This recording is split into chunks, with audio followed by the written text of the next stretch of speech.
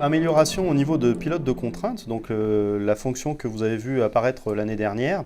Donc j'attire votre attention ici sur la partie notamment configuration.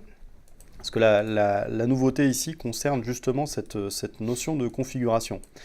Et ce qui va être intéressant ici, c'est de voir que SolidWorks se prend en compte vraiment vos attentes. L'année dernière, je vous avais présenté cette fonctionnalité et justement, c'était des entités, une attente de la part de certains d'entre vous, c'était justement la notion de configuration.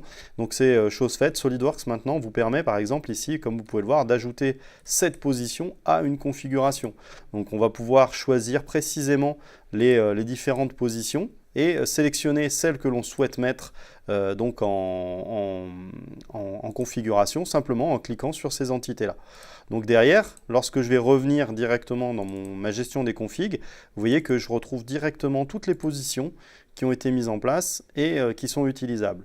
Si je viens maintenant dans une partie mise en plan, quel va être l'intérêt ici de réutiliser ces entités? C'est justement de pouvoir définir, par exemple, la position, les différentes positions qui ont été définies dans les géométries, et donc de retrouver toutes ces positions-là de façon très simple, avec même si on le souhaite, par exemple, la possibilité ici de jouer avec une position existante pour justement mettre des positions alternatives sur notre vue de mise en plan pour visualiser correctement ces entités.